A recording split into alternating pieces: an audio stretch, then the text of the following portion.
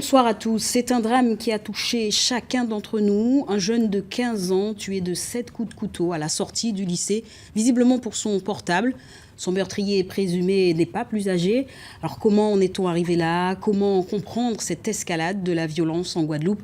La rédaction de Guadeloupe Première ouvre le débat et vous donne aussi la parole ce soir.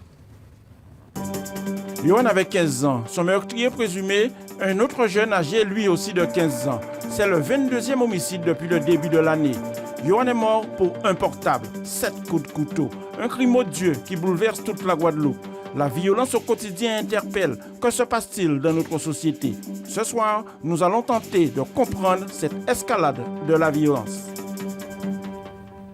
Bienvenue dans cette édition spéciale et pour enrichir ce débat consacré à cette violence qui semble sans limite chez nous, nous accueillons ce soir en plateau Delphine Tinval. Bonsoir. Bonsoir, madame. Vous êtes sociologue, vous avez travaillé entre autres sur ces zones de sécurité prioritaires de l'agglomération pointoise et ces secteurs difficiles.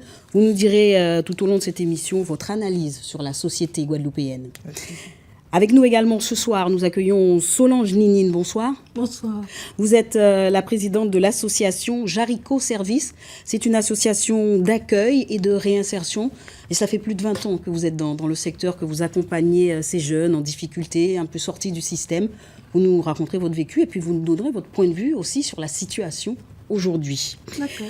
Nous accueillons également Claude de Janet. Bonsoir. Bonsoir, madame. Vous êtes secrétaire départemental du syndicat Alliance Police. Vous êtes confronté, autant dire, régulièrement à cette violence. Nous en parlerons dans un instant. Et puis, avec nous également, Saïk, le chanteur. Bonsoir. Merci d'avoir accepté notre invitation. Vous avez, vous aussi, été victime d'une attaque à l'arme blanche. C'était il y a quelques années. Vous avez passé ce cap aujourd'hui, mais ça reste quand même une époque marquante. Et vous connaissez bien ce quotidien des quartiers difficiles. Vous nous donnerez votre avis et votre expertise également durant cette émission.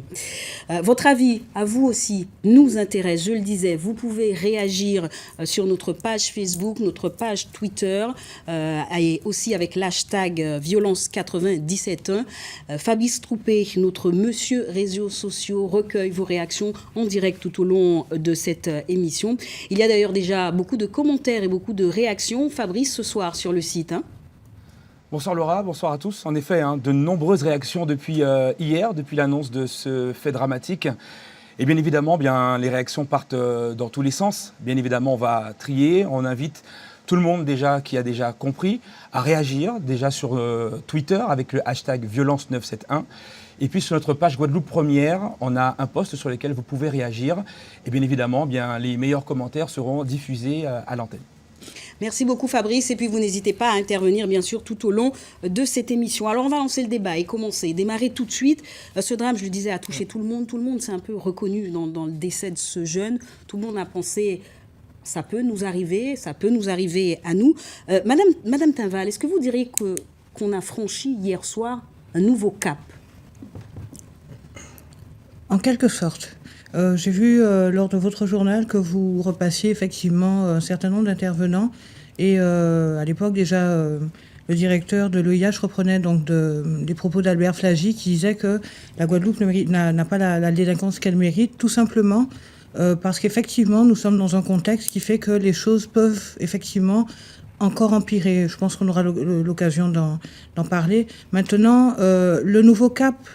Ce qui fait vraiment la différence de mon point de vue aujourd'hui, nous sommes encore à chaud, à 24 heures, à peu de choses près, c'est qu'il s'agit de la rencontre de deux mondes. Un jeune, enfant de tout un chacun, qui rencontre un autre jeune dont on entend habituellement parler. Donc la rencontre de deux caricatures, deux parcours de vie. Et c'est ce choc-là qui fait que tout le monde est très bouleversé.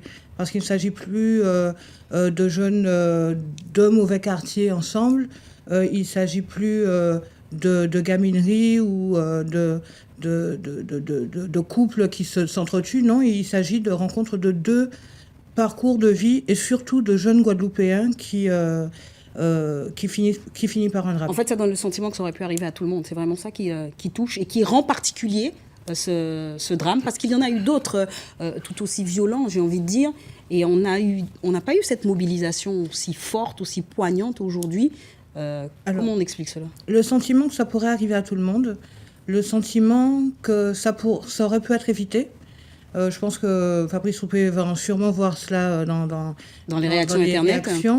Et le sentiment quand même que tout le monde porte sa culpabilité, tout le monde, mais inclut là aussi on va l'entendre, la société, les parents, la famille, les politiques, tout le monde, tous coupables. Et c'est vrai que j'ai vu passer cela énormément sur les réseaux sociaux entre autres, et je pense que c'est cela, que tout le monde porte la culpabilité que cela ait pu se faire. Alors, comment on peut expliquer, comment on en est arrivé là? C'est la grande question qu'on veut mettre en avant ce soir pour tenter de comprendre. Madame Ninine, pour vous, cette violence, ce pas qu'on a franchi, on vient de le franchir, on l'avait déjà franchi? Il existait déjà? Non, pas autant que ça. On franchit un nouveau pas. Un jeune de 15 ans qui tue un autre jeune de 15 ans. Moi, en 20 ans de carrière, je n'avais jamais vu ça. On avait des jeunes qui avaient des fusils parce qu'ils avaient peur. Ils tiraient en l'air ou ils blessaient comme ça. Mais tuer, vraiment, on tue maintenant beaucoup pour n'importe quoi. Pourquoi, selon vous? Qu'est-ce qui explique qu'aujourd'hui, on a le sentiment que les gens n'ont plus peur de rien? Pourquoi, selon vous, aujourd'hui, les gens n'ont plus peur de franchir le pas? Bon, moi, je pense quand même... aux médias, les jeunes ont tout ce qu'il faut maintenant, ils ont des appareils, ils tuent. Moi, mon petit-fils, il me dit, mamie, je le tue, les jeunes vidéos, tuent, notamment, les vidéos. Comme ça, c'est un jeu. Ouais. Qui est devenu un réflexe aujourd'hui. Bien sûr, à mon avis, c'est ça. Hein. Et aussi, il y a aussi la famille. Tous responsables, tous coupables. Moi, je pense on dit l'État doit faire. Je suis association, c'est vrai que l'État nous donne de l'argent, du personnel, des trucs, mais il y a quelque chose que l'État ne pourra jamais nous donner, c'est nous donner des familles susceptibles d'accueillir les enfants et mettre dans leur cœur, dans leur corps, de l'amour et pas de la violence. Et les gens ne peuvent pas le faire si ça se fait dans la famille. L'absence de repères, la carence d'une famille, c'est un peu une des causes que vous mettrez en avant, peut-être, monsieur Janet, vous qui côtoyez régulièrement, qui devez intervenir régulièrement sur ce type de situation. Effectivement, il n'est pas rare dans notre intervention d'être confronté à des jeunes, ces primo-délinquants que nous allons les citer ainsi, qui n'ont aucun repère et qui ne respectent surtout pas la police, en fait. Et donc, ils n'ont pas peur, l'uniforme ne leur font pas peur. Donc, c'est un travail de tous et nous sommes tous confrontés à cette situation et qui donne ce que ça donne aujourd'hui. Une violence, une escalade de violence que nous-mêmes, forces de l'ordre, nous n'arrivons pas à maîtriser. D'accord. Saïd, vous partagez cet avis, Saïd? Je pense que c'est un grand laisser-aller qu'on a aujourd'hui. Hein. Un grand laisser-aller un petit peu partout. On a chacun un rôle dans cette société. Nous sommes chacun acteur et je pense que chacun devrait remplir son rôle à fond. Alors, qui chacun? On dit chacun, c'est facile de dire chacun, mais est-ce qu'il ne faut pas mettre des noms, peut-être, sur ces chacun? Alors, c'est qui? C'est la famille, c'est l'État? On a une téléspectatrice qui dit que c'est peut-être la faute de l'État, aussi, qui a sa part, plus de droits que de devoirs, c'est ce qu'elle nous dit. C'est nous-mêmes, comme disait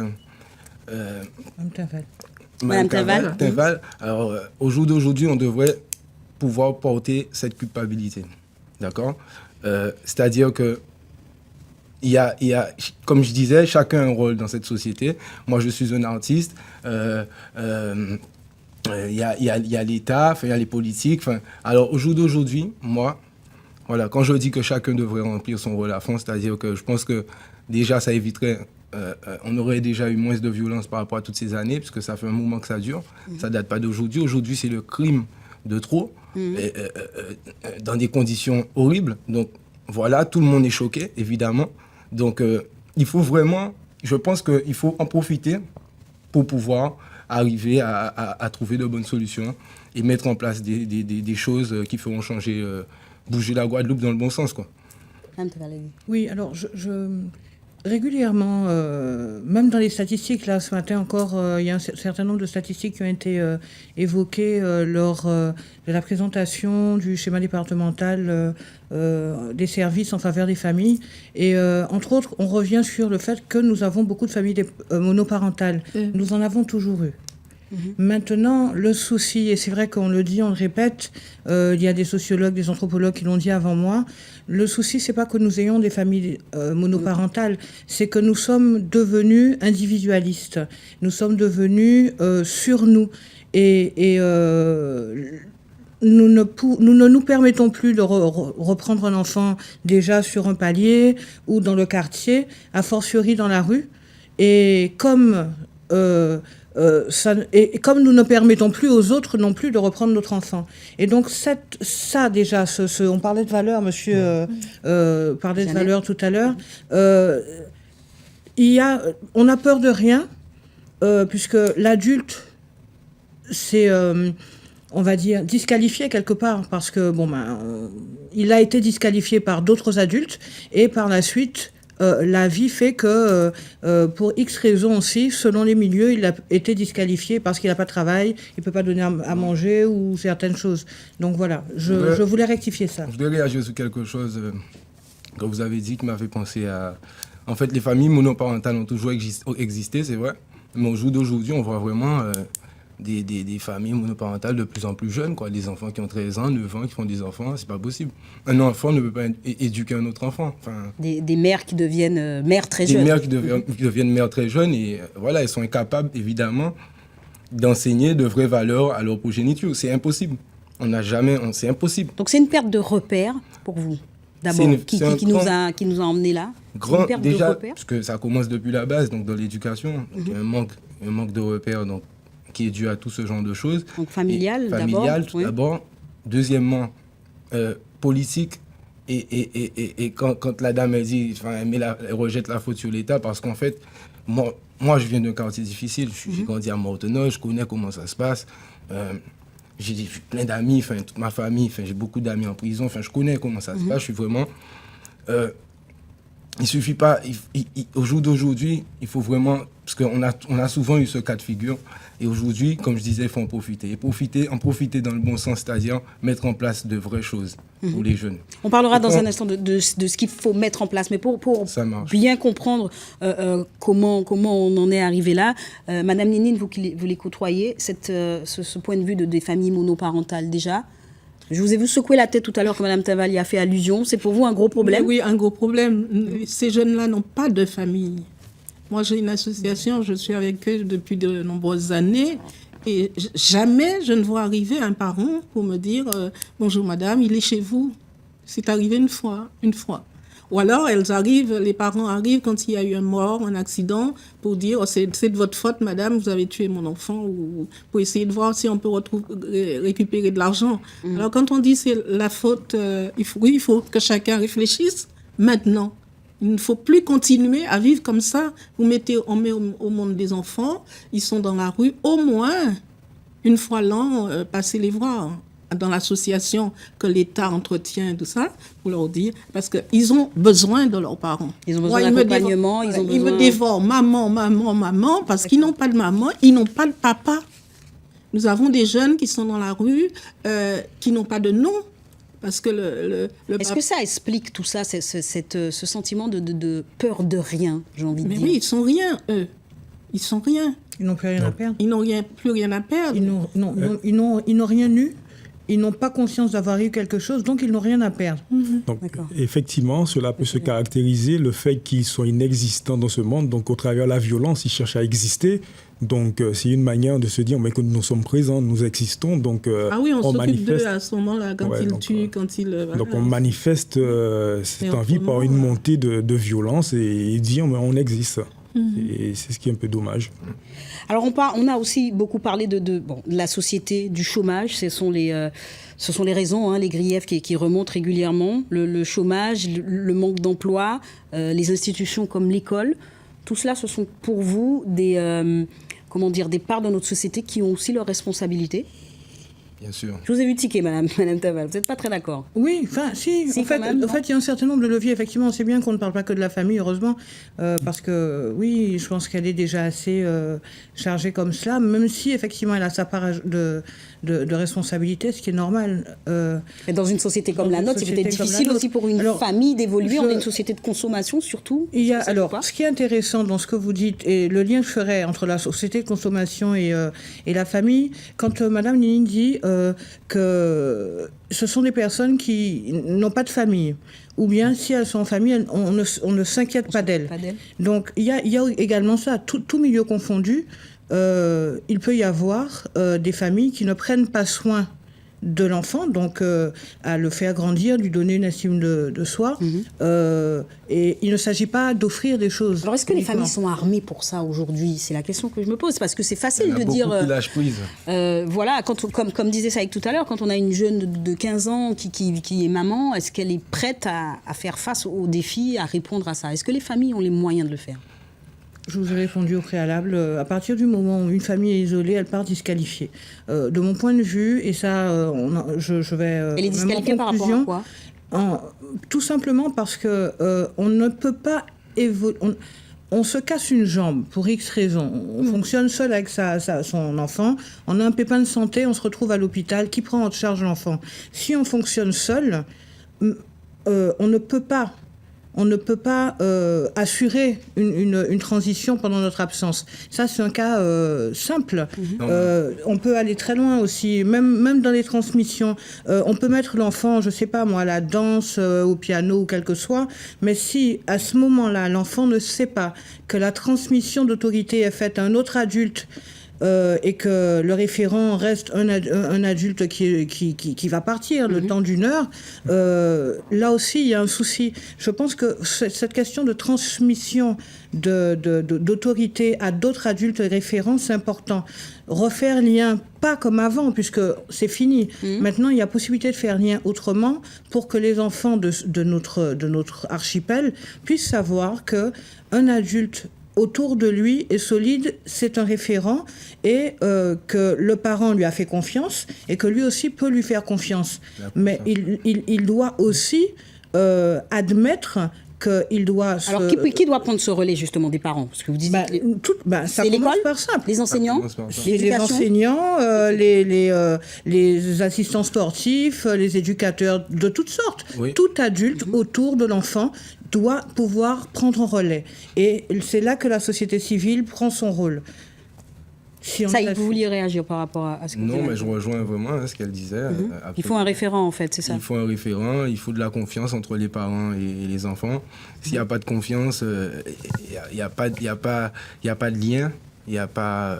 Donc voilà, moi j'ai grandi avec ma mère tout seul. Voilà. Ça a été plus difficile? Ça a été plus difficile, mais elle m'a donné les bonnes valeurs. Malgré le quartier dans lequel j'ai évolué, j'ai pas... Alors comment vous expliquez, vous qui venez justement de ce quartier difficile, que votre mère qui vivait seule, monoparentale, donc, vous a su vous donner des bases, vous a permis d'avancer, alors que d'autres à côté n'ont pas réussi? Non, en fait, au jour d'aujourd'hui, ça revient justement à ce qu'on disait. Voilà, on a une jeunesse qui est livrée à elle-même.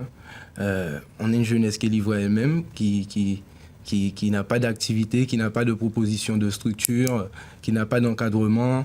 On a des terrains de football qui pourrissent, ils font juste le gazon, mais bon voilà, quoi. Les jeunes ils sont là, ils fréquentent même pas le terrain. C'est des exemples pour bien vous montrer que en fait c'est pas vraiment ce qui concerne, je pense, la jeunesse d'aujourd'hui.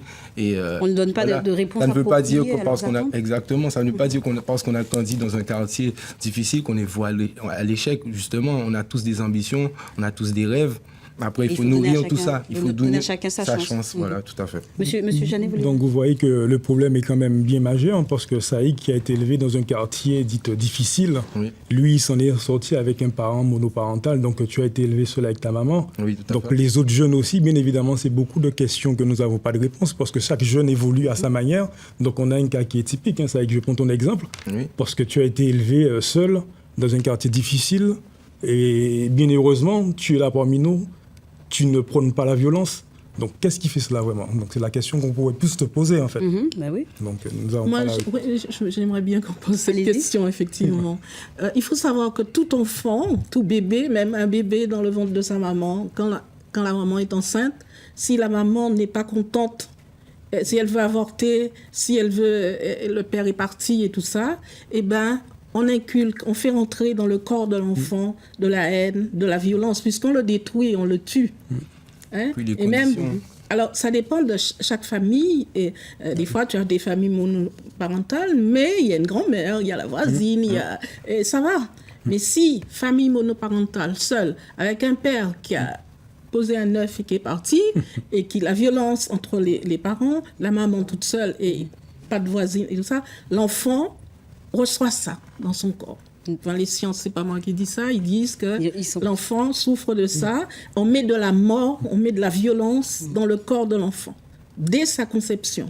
Ça commence depuis là. Je voudrais qu'on parle surtout aussi, il nous reste à peu près 5 minutes sur cette partie, je voudrais qu'on parle aussi de cette société dans laquelle on vit. On entend beaucoup, on dit beaucoup que nous sommes d'abord une société de consommation et c'est ce qui inciterait peut-être ce passage à l'acte, cette envie ou cette jalousie. Est-ce que vous êtes d'accord avec ce principe? Est-ce que là-dessus aussi, il n'y a pas quelque chose à dire ou à comprendre? Mais ça, tout à fait d'accord. Écoutez, on tue un jeune à cause d'un portable. Pour un portable, voilà. Maintenant, il y a des groupes de jeunes comme ça qui ne travaillent pas, bien sûr, qui n'ont pas d'argent. Et leur métier, c'est d'aller prendre les portables. Et si tu ne donnes pas ton portable, on te tue. Enfin, moi, c'est ce que j'entends tout le temps. Et qui achète ces portables?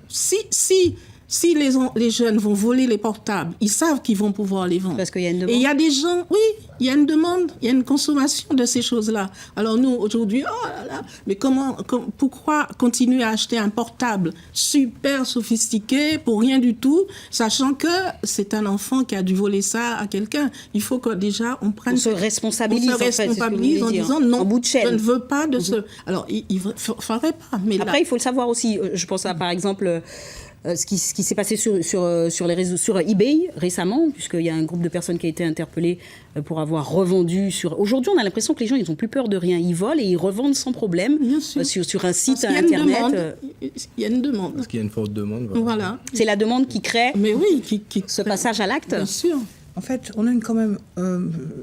la Guadeloupe est société de consommation. Je pèse mes mots, je pense que je m'assois derrière même. On a été construit, façonné comme cela depuis bien longtemps. Du coup, tout ce qui arrive chez nous doit être consommé. On n'a aucun besoin de changer de voiture tous les 5 ans.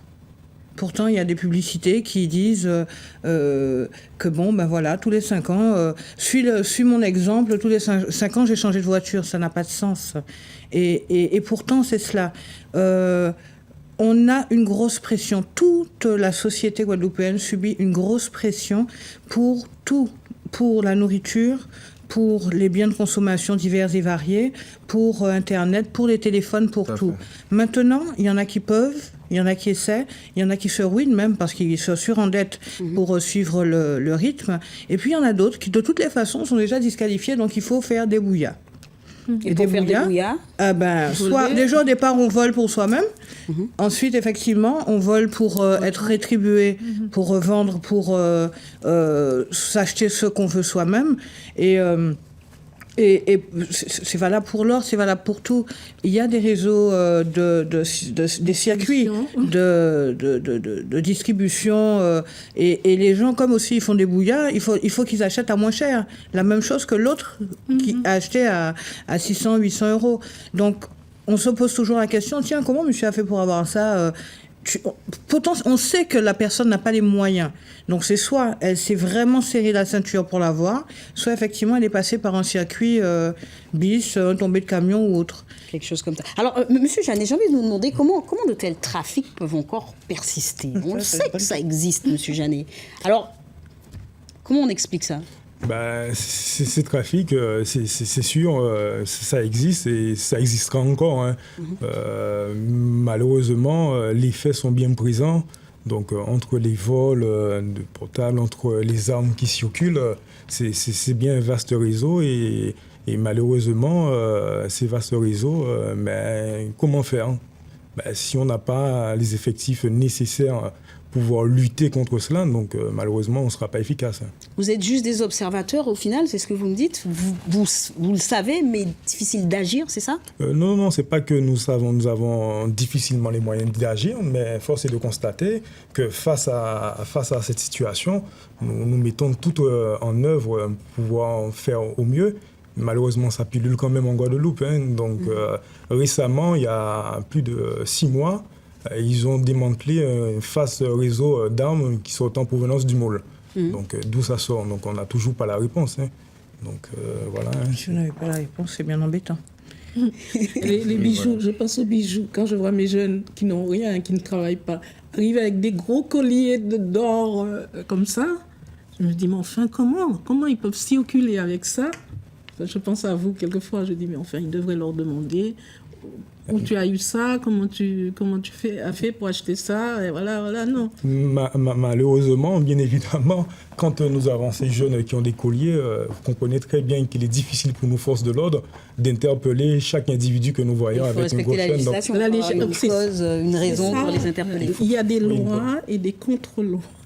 Alors, on fait quelque chose de bien, et puis, mais il y a une loi qui interdit ça, et puis on n'arrive pas à s'en sortir.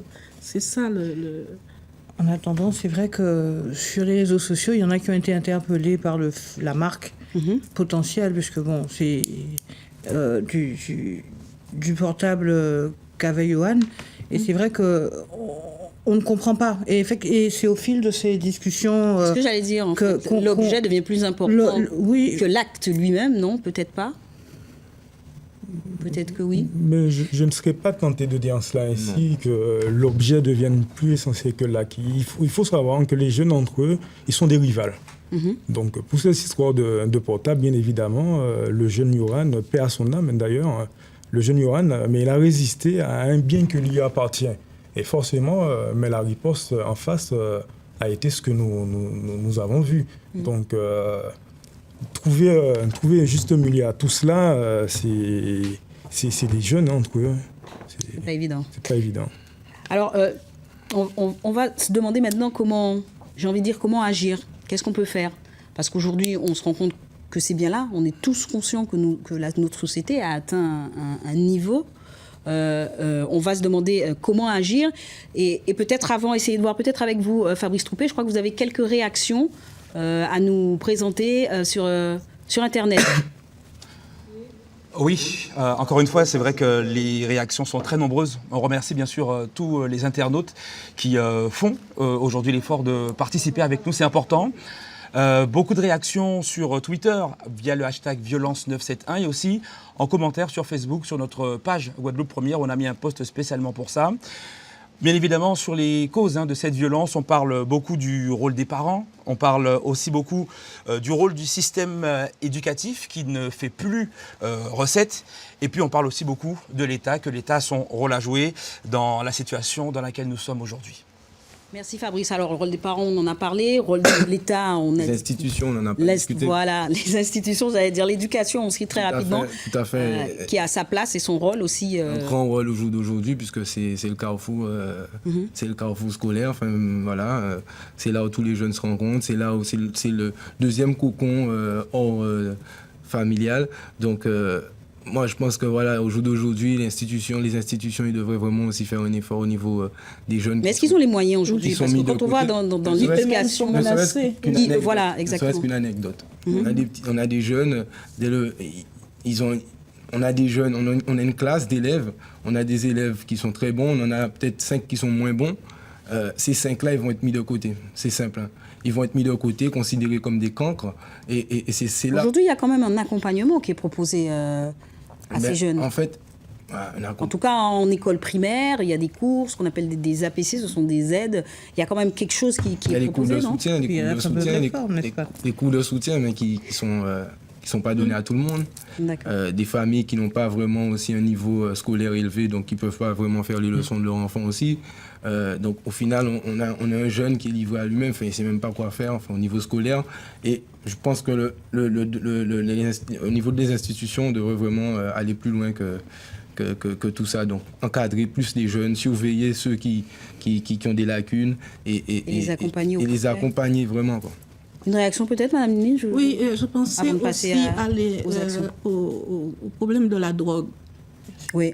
Parce que je me dis que au départ, c'est comme ça que c'est arrivé. Hein. Les jeunes commençaient à se droguer, ils faisaient n'importe quoi, ils volaient, cassaient. Et maintenant, la drogue est même minimisée, ça n'existe plus. Or, quand un jeune est sous l'effet de la drogue, il ne sait pas du tout ce qu'il fait. Souvent, il casse, il vole, il tue. Il n'a peur de rien, il n'a peur de rien. Et les enfants sont drogués de plus en plus tôt. Parce qu'il y a des dealers qui vont au-devant de l'école vendre des produits. Voilà. Monsieur Janet, vous confirmez ces situations que vous observez, de la drogue Bien évidemment. À un âge de plus en plus jeune? Non, mais de plus en plus de jeunes, effectivement, ils font usage de produits illicites.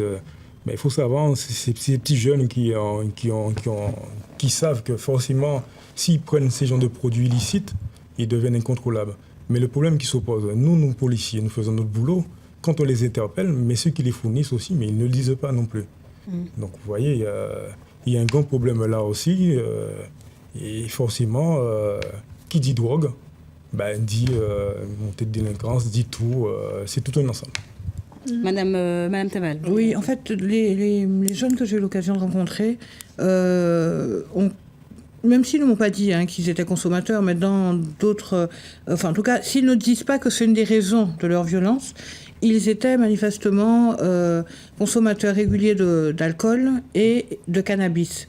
Et par ailleurs, ils faisaient état du fait qu'il y a une tension ambiante depuis quelques années, qu'il y a une tension ambiante. Ils se sentent bien sûr, dans leur quartier, normal, mais qu'à partir du moment où ils en sortent, ils sont toujours sur leur garde, quel que soit l'endroit où ils vont, pour le loisir ou autre. Et ça, ce sont des... Quand on est sur ces gardes, on a tendance à... L'attaque, c'est la meilleure des défenses. Donc, pour peu qu'ils ne soient pas dans leur état normal, pour un rien, parce que ce sont des jeux de respect et d'irrespect, tout ce qui concerne le regard, le frôlement, un verre renversé, ça tourne Il y a des rumeurs qui circulaient concernant le drame sur un regard. Tout à fait, voilà. Et c'est un ensemble de choses qui font que ça dégénère et ça peut aller très loin. Mais incluant, et je rejoins Madame Ninine, l'alcool et puis le cannabis. Vous voulez réagir? Parce qu'il y a banalisation donc de ces consommations. Effectivement, je vais dans le même sens que Madame Tinval. C'est pas que la drogue qui permet aux jeunes aussi de se surpasser dans les actes. Il y a l'alcool, effectivement. Et alors, pourquoi l'alcool et pourquoi la drogue? C'est la question que je me suis posée quand même. Et j'ai pu comprendre ça. Alors, à quelle conclusion êtes-vous arrivé alors? Et alors, je vous ai dit, mais les jeunes, ils n'ont pas de parents. Ils se mettent en dépendance lorsqu'ils ont un problème. Et la plupart, ils ont un problème affectif. Maman ne m'aime pas, ma petite copine ne m'aime pas, j'ai pas il y a un manque. Il y a un manque affectif, il y a un manque... Il y a beaucoup de manques. Et pour combler ce vide, pour combler ce manque-là, ils fument, il faut revoir tout ça. Il faut arriver à la base. Je pense que c'est ça, la base. Pourquoi les enfants se droguent? Pourquoi ils volent? Pourquoi ils sont... Et le fondement de ça, c'est les problèmes affectifs. Les psychologues racontent bien ça. Comment le manque de confiance en soi, la peur et la violence qu'ils subissent eux-mêmes. Alors, Madame Ninine, comment agir, justement? Comment on ne peut pas être tous derrière chaque personne en difficulté, le consoler, le cajoler et remplacer son père ou sa mère aujourd'hui. Oui, mais qu'est-ce qu'il faut leur offrir? Justement, il faut éduquer les parents. Il faut faire de la prévention. Il faudrait dire aux parents ce que c'est que de mettre un enfant au monde et qu'est-ce qui se passe. Un enfant dans le ventre de sa maman, quand il entend la violence des parents, ça s'incruste là. Et quand il naît, il voit c'est lui qui a crié là, oh là là, il m'aime pas, on m'aime pas, j'ai peur, il n'a pas confiance en lui. Quand on lui dit tu es con, tu sais rien faire, il peut pas travailler. Donc il faut une éducation de base à faire. Et que les parents, quand ils mettent au monde des enfants, ils sachent qu'ils peuvent donner la vie ou la mort. Moi, je crois que c'est ça, la mort de ce jeune qu'on a aujourd'hui, c'est ça. Responsable, lorsqu'on met un enfant au monde, on peut lui donner la vie, l'amour, la réussite et tout ça, mais aussi on peut lui donner la mort. Et c'est dans la famille, dans le ventre de maman que ça se passe. Alors, si les parents savent ça, même si elles sont très jeunes, si elles commencent déjà à dire, tiens, je veux donner de l'amour à mon enfant, qu'il soit heureux, on va déjà faire un petit pas. Parce que c'est pas la loi, c'est pas la police, c'est personne qui fera ça.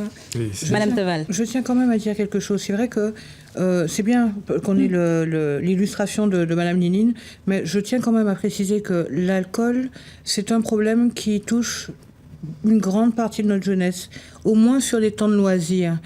Dans tous les espaces de loisirs gratuits, puisque ce sont ceux que fréquentent le plus souvent les jeunes, ils n'ont pas obligatoirement d'argent de poche, que ce soit les tunings, que ce soit des soirées plage, quand on prend la barge ou quoi pour aller faire la fête, il y a de l'alcool. Oui, mais ils passent pas tous à l'acte. systématique. Ils sont nombreux à boire. Non, mais on est bien d'accord qu'ils passent pas à l'acte. Oui, non, mais on est bien d'accord. C'est vrai que la question, c'est celle de la violence. Maintenant, on ne peut pas... Aujourd'hui, il ne passe pas à l'acte, mais demain, il va se passer un truc et il se trouve que il y a quelqu'un qui va passer à l'acte bêtement. Donc oui, là encore, vous voyez votre réponse en fait, j'insiste là-dessus, on est vraiment dans la banalisation de l'alcool. Je ne dis pas qu'il faut qu'on devienne tous sobres, mais quand même, la maturité et les personnes qui suivent ensuite il y a des gens qui travaillent sur l'alcool et pour traiter les addictions des très jeunes, il leur explique déjà que normalement, on n'est pas censé boire d'alcool avant 21 ans. Et j'en reviens à notre fameuse société de consommation qui a tout fait pour que nos jeunes entrent dans l'alcool avec les prémix, etc. Donc, c'est vrai qu'on n'a pas cité les entreprises. On a parlé de la société de consommation dans l'absolu, mais on n'a pas parlé précisément des entreprises, des commerces et des entreprises qui font entrer donc ces produits et qui les mettent à la portée de nos enfants. Donc oui, ça fait également partie donc Alors, ils les mettent à la portée, mais c'est quand même à nous aussi de choisir de les donner ou de les offrir. Ça me fait penser, on n'en a pas parlé non plus, mais à la place d'Internet, des réseaux sociaux, des téléphones portables, ces fameux téléphones portables, à raison de... La publicité. Aujourd'hui, il y a beaucoup de voix qui s'élèvent en disant mais est-ce qu'il faut donner un téléphone portable à un enfant? Est-ce qu'il faut agir? Alors, comment nous, quand on est parents, comment réagir face à ça, justement? Quelle est la bonne attitude à avoir? Comment agir pour les accompagner, justement? Est-ce qu'il faut les priver, se dire non, on ne donne pas, on prive? Au point où on en est, je pense que c'est pas la bonne solution. Si le petit il a un problème, comment il joint ses parents, par exemple? Et comment on faisait avant? Comme avant. Mais avant justement, il y a beaucoup de choses qui ne sont pas comme avant et c'est ça justement, il faut évoluer avec la société. Avec le temps. Cela dit, pour joindre ses parents, on n'a pas besoin d'un téléphone connecté. Non, alors et encore, ça dépend de l'âge, parce qu'à 10 ans, pourquoi est-ce qu'on va avoir un téléphone connecté? Aujourd'hui, il y a de grandes discussions. Après, téléphone connecté ou pas avec Internet, bon, ça, c'est vrai que... Oui, voilà. Mais c'est vrai que, bon, déjà, avoir un téléphone pour être joignable, au jour d'aujourd'hui, je pense que... Monsieur Taval, Monsieur Jeannet, pardon. Non, c'est sûr, il ne faudrait pas que nous écartons non plus que nous vivons dans un monde d'évolution. Donc, on essaie de s'adapter aussi. Enfin, le monde s'adapte à l'évolution de la technologie actuelle. Hein. Donc, à mon sens... priver un jeune ou priver peu importe la personne des moyens de communication, le problème n'est pas là. C'est pas concevable. Le problème n'est pas là. C'est pas là l'ancrage du problème. Hein, donc le problème est ailleurs. Hein. Bien sûr. Donc, le problème il est ailleurs. Il est ailleurs, il est où? Parce que alors Madame Ninine a été claire, c'est un problème d'éducation. Je crois que ça c'est. Les personnes qui vont régler ce problème, ce sont nous-mêmes citoyens. Voilà. Comment Nous et nous qui sommes acteurs de cette société. Comment? En mettant en place des choses, en faisant bouger les choses. Alors quelles choses? Parce qu'il y a des choses. Quelles choses mettre en place? Madame Ninine met à une association. Elle n'est pas la seule. Hein. Il y en a d'autres qui travaillent autour des jeunes. Alors, ça ne suffit pas. Qu'est-ce qu'il faut offrir aux jeunes? La société elle évolue, les choses ont évolué. Ce qui se passe aujourd'hui, bon, c'est vrai que ça fait un moment qu'il y a de la violence, tout ça, mais ce qui se passe aujourd'hui, enfin, on a des jeunes qui passent à l'acte de plus en plus jeunes, enfin, les choses ont évolué dans le mauvais sens. Donc, on va évoluer avec la société actuelle, mais en changeant les bons outils. Alors, c'est-à-dire que là, on a axé le problème sur la jeunesse, puisque, bon, voilà, évidemment, c'est un jeune qui a tué un autre jeune. Donc, là, le problème, il est là. On va déjà s'occuper de la jeunesse. Donc, comment s'occuper de la jeunesse, comment combler cette jeunesse. C'est là où est la vraie question. Parce qu'elle n'est pas comblée. Elle n'est pas bien, elle n'a pas de repère, elle n'a pas la vraie valeur des choses. Elle n'a pas d'avenir. Elle n'a pas l'avenir. Elle croit même plus en l'avenir. Elle y croit même plus. Donc alors, est-ce que le tout sécuritaire serait la solution ? La sécurité aussi, c'est un point c'est un point de façon. On n'a jamais vécu sans sécurité. Donc, évidemment, la sécurité sera toujours là. C'est-à-dire plus de présence. Par exemple, Monsieur Jeannet, vous réclamez à corps et à cri, au niveau des syndicats de police, plus de moyens parce que vous êtes dépassé par la situation. C'est vraiment ce qu'il faut. Par exemple, là, on a une réponse du ministère de l'Intérieur qui nous dit qu'il nous envoie 70 gendarmes en renfort pour nous aider à faire face à cette flambée de violence. C'est la solution ? C'est la réponse ? Et effectivement, nous prenons acte de cette déclaration de monsieur le ministre de l'Intérieur. Il faut savoir, ces 70 gendarmes qui seront affectés en zone de sécurité prioritaire, ce ne serait pas une force qui sera pérenne dans le temps. Donc nous, policiers, nous ne cessons de demander qu'on nous donne des forces vives pour pouvoir endiguer cette violence qui est enracinée chez nous. Donc oui, les 70 gendarmes... Et chose que je retiens également, c'est que ça a fait l'électrochoc à Paris. Un jeune de 15 ans, tué, et le ministre de l'Intérieur, il propose, oui, on ne va pas bouder les effectifs de gendarmes pour pouvoir assurer la sécurité. Est-ce que vous dites que c'est pas assez ? C'est bien beau, mais c'est une petite goutte dans un grand vase. Mais au-delà que ce n'est pas assez, mais nous demandons des forces qui restent pérennes, quoi. Donc nous ne demandons pas des forces qui arrivent pour 3 mois, et à l'issue des 3 mois, mais écoute, il n'y a plus rien, ils repartent. Non, c'est pas ça. Nous voulons une présence en zone de sécurité prioritaire, comme son nom l'indique, une force pérenne qui existe. Quoi. Madame Teval, vous avez travaillé sur ces zones de sécurité prioritaires. Vous avez mené des études, notamment sur l'agglomération pointoise. Un renfort au niveau gendarmerie, au niveau police, c'est une solution qui pourrait permettre de calmer, de réfréner les gens ? Alors, de rétablir un équilibre ? De ce que j'ai entendu des jeunes hier, ils s'étaient plus apaisés. D'accord. Les commerçants de Pointe-à-Pitre, si c'est pour citer ceux-là, étaient rassurés. Il y avait... Parce que c'est la question du sentiment d'insécurité qui a été touchée là-dessus, et les gens se sentaient plus en sécurité. Est-ce qu'il y avait vraiment plus de sécurité sur Pointe-à-Pitre peut-être, autre part, pas sûr. Mais bon, ça, vous pourrez nous le dire. Mais en effet. Deuxièmement, par contre, il est sûr que quand même, on a pour l'instant pas encore réglé comment faire pour faire cohabiter un quartier où il y a beaucoup de jeunes qui ne sont pas en classe et 2 lycées majeurs quand même. On a le Chevalier Saint-Georges et on a le Jardin d'Essai, et ça fait des années que c'est difficile. Oui, il y a eu des efforts de fait, mais concrètement... il y a des gens qui ont commencé en seconde, qui allaient au lycée seuls, qui sont maintenant en terminale, qui demandent aux parents de les déposer.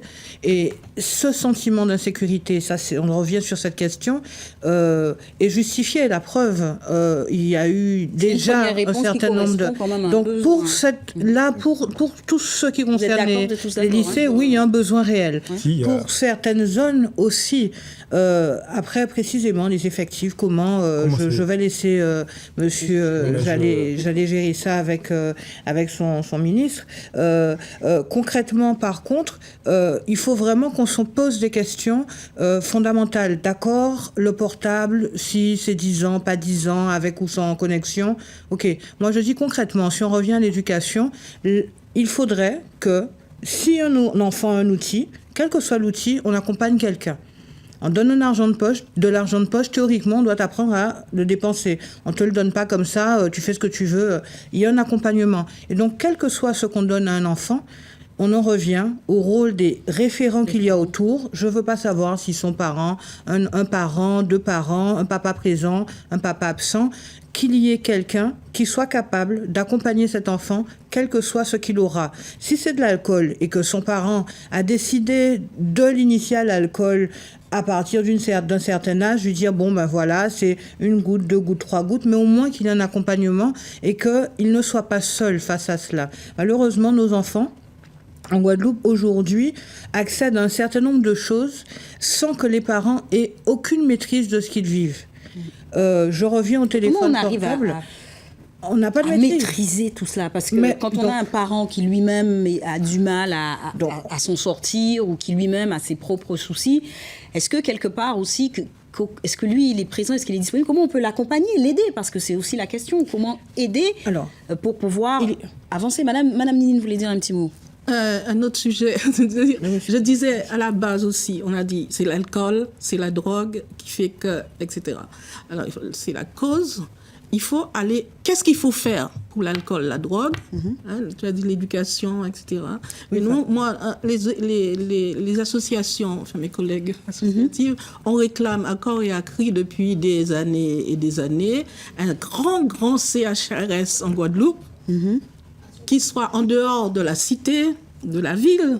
Il y a des communes qui ont de grands terrains. Ils pourraient nous donner un espace immense qu'on puisse réinsérer les jeunes, les personnes qui sont en dépendance. Parce que tous les alcooliques, tous les drogués, ils sont dans nos associations. Alors, on les emmène donc, un centre qui permettrait de réunir toutes les addictions. Voilà. Oui, parce que nous, on a chaque petite association, on envoie un à on agit chacun dans son coin, en fait, et on coordonne. On envoie un à Beaupertuis pour les intoxications alcool-drogue. Quand il a fini avec ça, et encore, on vend de la drogue chez eux-mêmes, quand ils ont fini, ils retournent à Pointe-à-Pitre, ils recommencent à se droguer, ou bien ils vont dans une association, on donne un petit peu à manger, tout ça, et il ne se passe rien. On dépense beaucoup d'argent et on n'arrive pas à réinsérer. Je suis un centre d'accueil et de réinsertion des jeunes, mais on n'y arrive pas parce qu'il aurait fallu... En France, ça existe. Sortir de leur milieu, en fait. En France, il existe des centres comme ça où on récupère tous ces jeunes qui sortent de désintoxication et on les réinsère vraiment. Ils sont dans un lieu fermé, ils doivent travailler, ils ont des médecins, des machins. Alors ce travail de réinsertion, c'est aussi un peu le rôle de la prison, même s'il y a un côté... La prison fait un petit peu ça déjà pendant qu'ils sont là, mais c'est pas suffisant. Mais c'est pas suffisant. Quand ils parlent de prison, moi j'en ai un à la maison, il sort de prison, il n'a rien. Il n'a pas... son permis est perdu, enfin bref. Qu'est-ce qu'il fait? Il recommence à voler, il recommence à casser les voitures. Et tout. Alors que s'il y avait ce fameux centre, quelqu'un qui sort de sa désintox, tu l'envoies dans ce grand centre-là, il va se mettre à travailler avec des éducateurs, des gens, les médecins, et quand il est prêt, quand on lui trouve un travail, on le balance dans la collectivité. Mais si on le balance tout de suite après, il recommence et on les emmène 3-4 fois en désintoxication pour rien. C'est juste pour appuyer ce qu'elle disait. En fait, ça revient à ce que je disais. Ils sont livrés à eux-mêmes quand ils sortent. Quand ils sont incarcérés, après l'incarcération, ils sont livrés à eux-mêmes. Donc voilà, ils repartent au point zéro sans rien. Donc il faut vraiment leur donner la possibilité de continuer la vie dans le bon sens et leur donner envie de faire de bonnes choses. Parce que on a à la base, on a tous des ambitions, comme je disais, et des rêves. Et voilà, il faut juste mettre en place les choses. Et voilà. Alors, il y a quand même... Enfin, c'est vrai que c'est bien que vous ayez parlé des associations qui existent. Il y a quand même les fameuses institutions, Conseil général, entre autres, qui travaillent dans ce sens. Il y a des travaux de fait pour au moins que ce qu'ils font... Je crois que là, c'est la phase de concertation, parce que souvent, pendant un temps, en tout cas, beaucoup d'acteurs travaillaient dans leur coin, et maintenant, c'est vrai qu'il est, il y a un rapprochement entre les différents services. Oui, pour que, enfin, des services, pas seulement le Conseil général, en tout cas les établissements, pour qu'il y ait une meilleure concertation et un meilleur suivi concernant donc la prise en charge des jeunes et moins jeunes. Mais ça ne marche pas visiblement, puisqu'on continue à avoir augmenté nos faits de violence. Il n'y a pas de CHRS comme ça. Il y en a en métropole. Moi, je les envoyais avant en métropole, dans un foyer, dans un centre comme ça, à la campagne, où on les soignait, où on les réinsérait, et puis on leur donnait même un travail, ils repartaient. Tout à fait. Seulement, ils n'ont pas leur famille, ils sont seuls, et parfois ils n'ont pas la patience d'attendre, ils se remettent à droguer, etc. Un seul centre CHRS pour la Guadeloupe, et même les dépendances, qu'ils puissent, quand ils sortent de leur réinsertion, qu'on puisse les accueillir des intoxications. Et on le mettrait où, ce centre, justement? Alors, en fait, c'est un centre un peu... il y en a beaucoup qui parlent de centre à la mode Saint-Jean-Bosco, comme on avait à l'époque. Saint-Bosco, c'était bien, c'est ça. C'est un peu C'est ce qu'il faudrait, revenir sur ces... Mais alors, bases. sur le plan laïque, on peut faire ça aussi, la même chose. Et apprendre, les former, les éduquer, les guérir, les soigner et leur proposer un travail à leur sortie. Qu'ils sortent avec une formation. J'ai des jeunes qui sortent de prison, le permis est parti parce qu'ils ont perdu les points, donc il faut repasser. Ils n'ont pas d'argent pour le faire, ils n'ont pas de formation, Qu'est-ce qu'on fait avec ces gens-là? Saïd, ce sont des réponses qu'on entend quand on vit dans ces quartiers. Je suis d'accord avec elle, mais qu'un suivi spécialisé pour chaque personne. C'est-à-dire que, voilà, bon, c'est pas tous qui sont malades, qui méritent une détox. Ceux qui sont bien, qui ont subi une incarcération normale et qui ressortent, ils ont envie de juste trouver une place dans la société.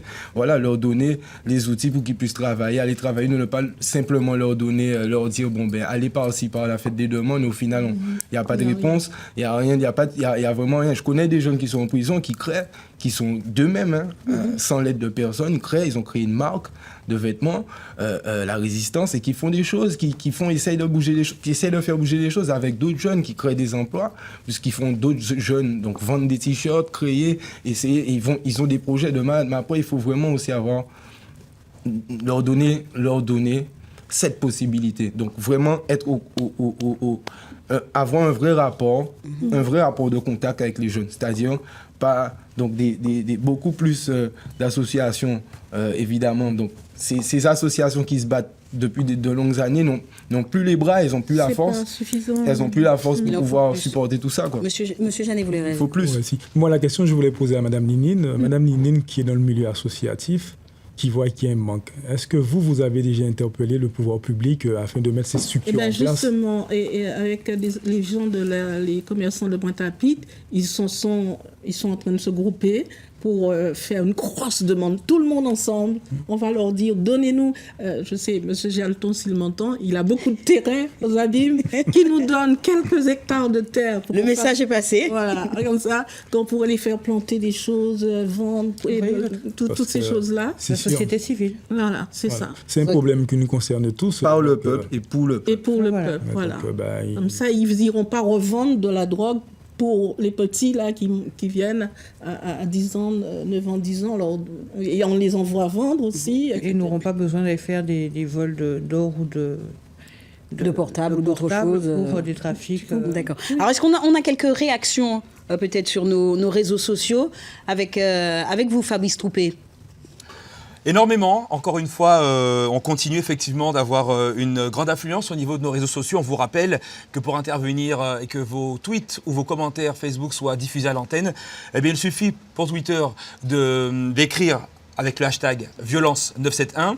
Et pour Facebook, eh bien, on a un post spécialement pour ça. Vous mettez un commentaire. Là, on parle un petit peu des solutions, de ce qu'il faudrait faire pour que la situation puisse changer. On nous parle de l'effet positif que l'éducation pourrait avoir sur certains jeunes. On nous parle aussi de stopper les trafics de drogue qui ont apparemment une grande importance dans la situation actuelle. Et puis, on nous parle aussi du renforcement de la présence des forces de l'ordre en Guadeloupe. Voilà, merci Fabrice. Donc, je crois qu'on a abordé tous ces thèmes et toutes ces interrogations pour des téléspectateurs. Vous vouliez réagir, M. Janet? Effectivement, renforcer la présence de forces de l'ordre, on ne cesse de le demander. Ce n'est pas cet événement qui a eu lieu hier que nous demandons et nous n'allons pas cesser de demander. Alors, il y a beaucoup de reproches quand même au niveau des forces de l'ordre, où on dit que peut-être ce ne sont pas les bonnes manières ou les bonnes techniques qui sont employées pour agir. Ce que je veux dire, c'est que est-ce que vous pensez que vous avez la réponse adéquate? Est-ce que c'est simplement en augmentant le nombre? Oui, certes, ça donne un sentiment de sécurité, mais est-ce qu'il ne faut pas aussi autre chose de la part de la police, de la gendarmerie, comme message à passer, non? Je pense que la population se rend bien compte de l'effort consenti par les policiers, parce que sans manque d'effectifs, nous ne pouvons pas occuper tout le terrain. Et aussi, si on nous dégageait aussi de ce qui est des missions indues, tout ce qui est garde d'hôpitaux, tout ce qui est synagogue, toutes ces missions qui nous détachent de notre cœur de métier. Donc, si on était occupé ailleurs, je pense qu'il y aurait eu une présence. Et malgré cela, ce n'est pas suffisant. Donc, oui, nous, on fait un travail considérable aux yeux de la population. Et d'ailleurs, on ne pourra pas nous le reprocher. Moi qui sommes sur l'antenne avec vous, c'est sûr, on consentit à faire un travail de qualité avec le si peu de moyens qu'on nous donne. Alors, on en arrive un peu à la fin de cette émission et j'ai envie de vous demander en guise de conclusion, est-ce que pour vous, cette mobilisation, cet événement qu'on a vécu, la mort de ce jeune, sera suffisant pour donner un coup de fouet réel à la situation que nous vivons aujourd'hui, selon vous? C'est-à-dire, sans langue de bois. J'aurais bien aimé sans langue de bois que ça ne s'arrête pas cette situation, mais il faudrait que nous soyons toujours encore et plus encore mobilisés pour pouvoir faire enrayer cette situation qui nous gangrène dans notre archipel. Il faut vraiment l'utiliser dans le bon sens, c'est-à-dire en profiter pour pouvoir faire passer un message et que tout le monde puisse bien prendre conscience que là, c'est à nous, tout un chacun de bouger, de faire les choses, mais vraiment tout le monde, quoi. Tout le monde. Quand on habite dans des quartiers difficiles, dits difficiles, ces zones de sécurité prioritaire, ce type d'événement, ce type d'actualité, ça marque plus, moins? Quel est le sentiment, l'ambiance qui règne? Puisque je sais que vous avez des contacts dans ce quartier. Oui, tout à fait. Comment on a réagi à la mort? En fait, est-ce que ça donne une prise de conscience ou pas du tout? Ça a été super mal perçu, puisqu'en fait, un petit jeune qui va à l'école, qui se fait poignarder, j'ai envie de te dire, c'est un acte de lâcheté, quoi. Ouais. Ça a été très mal vu. Il n'en est pas question. Ça peut être un déclencheur pour peut-être ramener d'autres sur le droit chemin? Si c'est le cas, tant mieux. J'ai envie de dire. Si c'est le cas, tant mieux. On ne sait pas, en fait. Non, mais on ne sait pas. Mais en fait, les jeunes, maintenant, qu'est-ce qu'ils se disent? Des fois, la violence aussi attire la violence. Donc, ils se disent, ils vont s'armer, ils vont prendre des précautions. Tu as d'autres personnes qui n'ont pas l'habitude d'avoir des armes, qui se disent, maintenant, je vais m'armer. On ne sait jamais. Donc, il faut vraiment que tout le monde puisse prendre conscience sur la direction dans laquelle on doit avancer, quoi. C'est-à-dire, déjà dans la positivité et de garder l'œil sur tous nos petits jeunes qui arrivent de demain, quoi, et de leur donner les bonnes valeurs, de leur donner, parce que bien souvent, ils ne sont même pas conscients. C'est ça qui est dommage. Oui, je disais, il faut quand même mettre ça à leur actif, les délinquants, ils sont en train de... Eux-mêmes, ils disent, la police ne fait rien, nous-mêmes, nous qu'a fait. Et ils sont en train de réagir parce que ces voleurs de portables, là, parmi eux, il y a pas longtemps, il y en a une qui est morte. Ils reprennent, ils disent, si tu blesses un machin, on te tue. Il y a une répression. C'est pas une répression, mais tant que les gens qui faisaient de la violence étaient en toute liberté, même avec leurs copains, c'était une bonne chose. Maintenant, les copains disent non, on ne veut pas de ça. Il y a une prise de conscience quand même suite à des événements aussi violents que la mort de ce jeune garçon. Ils disent non, on ne veut pas de ça. Alors, je trouve que c'est quand même. Il ne faudrait pas qu'on s'arrête sur cela, que la police ne fait rien. La police fait avec les moyens qu'on nous donne. Donc, la police agit. Et quand on sollicite la police est là. On fait avec les moyens qui nous sont donnés et c'est ce qu'on fait. La police est toujours omniprésente. C'est pour ça que je suis contente. C'est jamais aussi suffisant de toutes les façons. Donc justement, c'est un travail, vous travaillez à nous, c'est un travail sociétal. Donc bien évidemment, on demande le concours aussi de la population. Mais sur du long terme, parce qu'on a bien compris que leur enfant, on veut bien. Mais sur le long terme. Ce soit pérenne, que ce soit sur du long terme. Et vos policiers seront toujours à vos côtés. Donc on demande aussi le soutien de la population. Ça ne s'arrête pas qu'aux policiers. Donc c'est un soutien d'ensemble. Oui, c'est la prise en charge, la responsabilité de tous. Ouais, tous, parents, la société, tout le monde. C'est une très bonne... non, je n'aurais pas dû dire ça. Allez-y. Un jeune qui meurt, non. Mais cet événement-là a soulevé... C'est un choc qui doit servir. C'est un choc qui nous a... Je pense que tout le monde se sent concerné et que tout le monde utilisera les moyens qu'il faut pour faire un petit plus et enrayer ce problème-là, à mon avis. En fait, je pense qu'on est juste à une espèce de frontière. Ça pourra basculer dans l'horreur parce que les anciens démons sont encore vivants, ils ont fait des enfants et ils savent qu'il y a des choses qu'on ne touche pas. Mais par exemple, ils ne tiraient pas sur la police. Par exemple. Et donc, c'est vrai qu'il y a des choses aussi qui les choquent. Et donc, je ne sais pas comment est-ce qu'ils vont réagir. Ils ne tiraient pas sur la police, c'est ce que vous avez dit? C'est ça, ils ne tiraient pas. Les anciens déments. On a franchi un nouveau cap avec notamment... Oui, mais sauf que ce que je dis, la fameuse frontière, c'est que soit on risque de passer dans ce que Mme Lénine met en avant. Ceux qui sont actuellement dans la rue, voire ceux qui y étaient, peuvent dire, tiens, du coup... on va peut-être reprendre les armes. Ou bien, il y a d'autres propositions que vous présentiez également, que la société civile, les commerçants, les ci, les ça, se mettent en groupe pour des projets d'envergure à destination de jeunes, de moins jeunes, pour les sortir de la rue et de mauvaises spirales.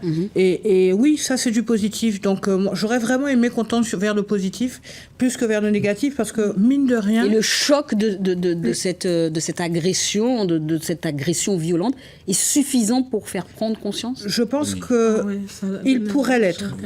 Ça se joue maintenant, ça s'est joué hier, aujourd'hui. Il y a eu beaucoup d'initiatives, des gens qui proposent de se voir pour agir, et les propositions sont diverses. Je pense que oui, ça doit être possible. Et puis pour vous aussi, c'est à nous de saisir la balle. Comme je l'espère. Merci Oui, bien sûr. beaucoup. C'est pour ça qu'on a installé cet espace de débat. Et il continuera. Merci beaucoup. Merci à tous les 4 d'être venus ce soir sur ce plateau. Je disais, ce débat continuera en radio. Dans un instant, vous pouvez retrouver sur nos ondes Jordan Rizy et Métis qui vont poursuivre donc ce débat avec vous, pour vous donner la parole et vous exprimer, téléspectateurs et auditeurs. Merci à tous les 4. Merci à vous de nous avoir suivis. Je vous souhaite à tous de passer une excellente soirée. Merci. Merci, vous aussi. Restez là.